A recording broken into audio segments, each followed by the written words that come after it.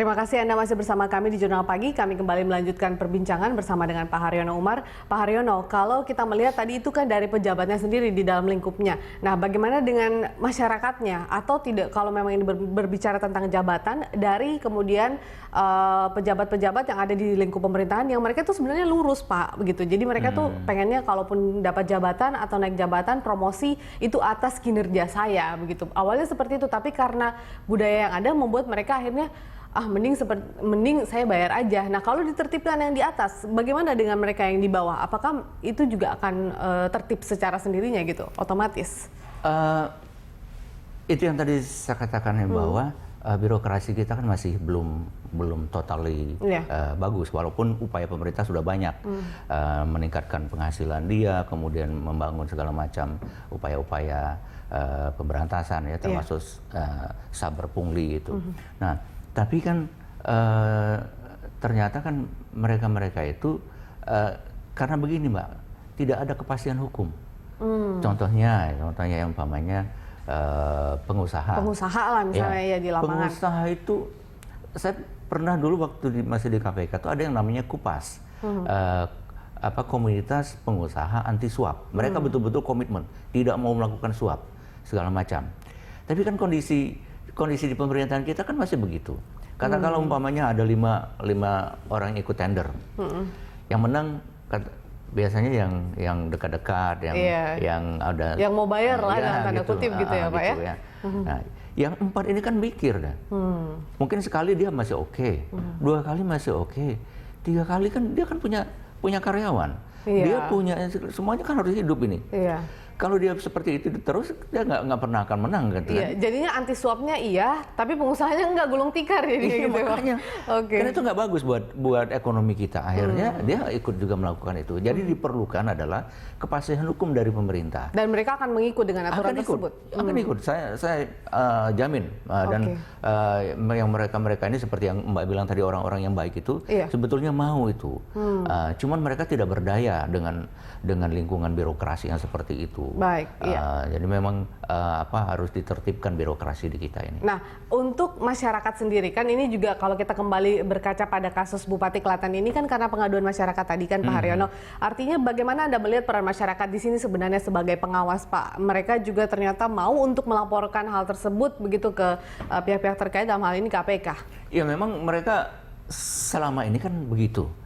Jadi masyarakat itu sudah menyadari dia ingin betul-betul negara ini bersih gitu kan, ingin betul-betul pelayanan publik itu menjadi bagus.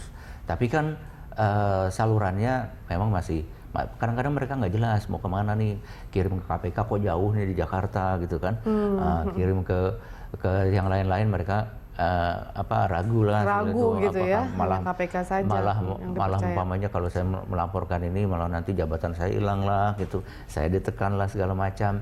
Jadi oleh karena itulah memang ada sih yang namanya whistleblower system. Itu dari LPSK kan sedang membangun itu dengan KPK juga.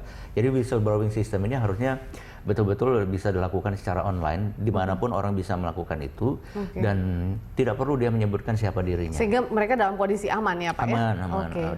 Dan kalau KPK itu sebetulnya sepanjang orang itu tidak mengekspos keluar-luar, betul-betul akan dijaga itu keamanannya. Walaupun umpamanya hakim meminta informasi itu tidak akan diberikan, karena untuk sudah secara hukum memang harus diberikan perlindungan. Berarti kita bisa menggantungkan harapan pada masyarakat kita sendiri sebenarnya, Pak ya? Iya, sangat. Karena mereka adalah orang-orang yang bisa saja sangat dekat dengan itu, tapi merasa bahwa itu adalah suatu kegiatan yang salah gitu.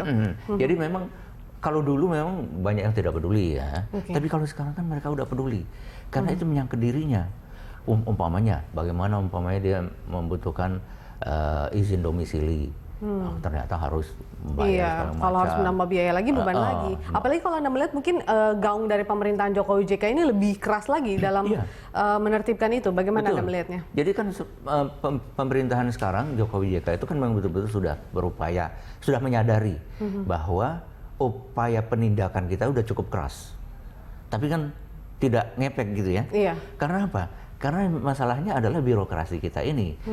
Pelayanan publik kita itu yang paling penting. Di mana Indonesia itu dianggap sebagai negara korup itu karena pelayanan publik kita tidak baik. Ternyata memang kemarin di Kementerian Perhubungan kan tertangkap itu. Betul.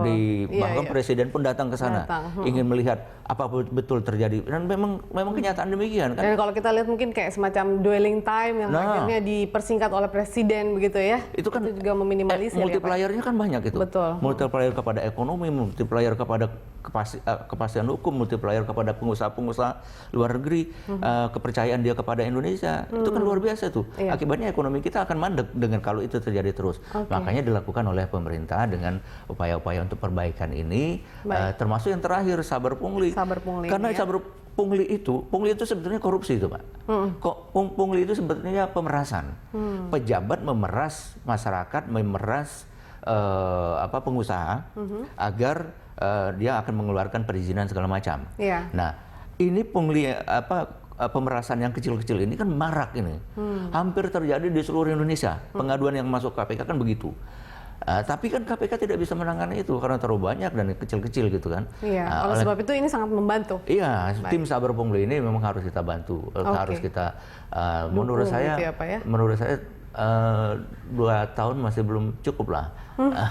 Saking kemudian mewabahnya korupsi. Iya, betul. Baik Pak Haryono, terima kasih atas informasi Anda. Kita juga berharap ke depannya mungkin untuk pemerintahan Jokowi JK ini masih terus memperketat pengawasan, baik itu dimulai dari suap yang kecil seperti ini ya, jual beli jabatan. Terima kasih Pak Haryono Umar sudah bergabung bersama kami.